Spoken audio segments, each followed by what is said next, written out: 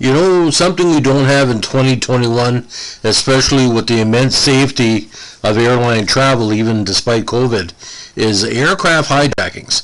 Now, Canada was one of the few countries in the world that didn't have any major cases up until this notorious event. Now, today we're going to be talking about the curious case of one Patrick Critton, who basically was a fugitive from Canadian justice for 30 years. Now, Patrick Dolan Critton is a former teacher from Mount Vernon, New York, and the first successful aircraft hijacker in Canadian history. Now, on December 26, 1971, right after Christmas, he boarded Air Canada Flight 932, a DC-9 to Thunder Bay, Ontario, bound for Toronto. Now, armed with a handgun and a grenade, he demanded the plane to be flown to Havana, Cuba. At the time of the incident, Critton mistakenly thought he was a fugitive in New York City for a series of crimes, including bank robbery. He had fled to Canada, where he continued his life of crime.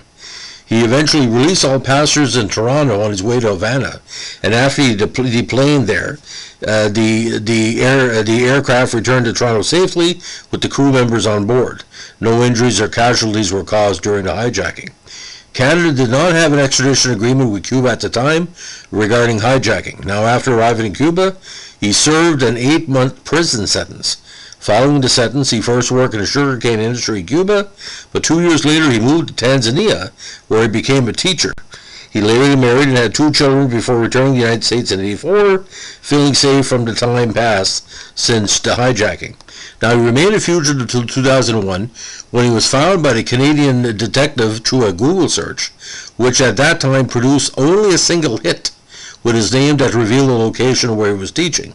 The one hit was a March 20, 2001 article describing his mentoring a black youth in New York City.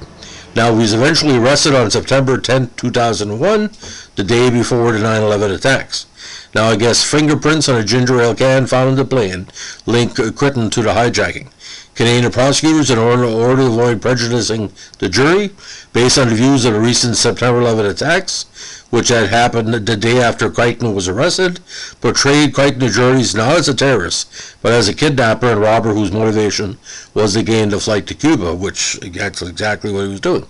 Now, he received a 5-year prison sentence for his crimes, and he was released in June 2003 after 1 year and 10 months and eventually deported to the United States. Well, some of the media call him the gentleman hijacker, and a lot of people believe that. I don't think he meant to hurt anybody. He just wanted to get out of the country. That's what a good hijacker does. He says, fly me to Cuba. Maybe that's why that word got so popular. Anyway, if you like what we're doing here, we're a true crime podcast about notorious Canadian criminals or criminals that committed crimes in our nation, our Great White North. Please let us know what you think with a like, comment, or subscribe. And don't forget, the requests are always encouraged and often accepted. Bye.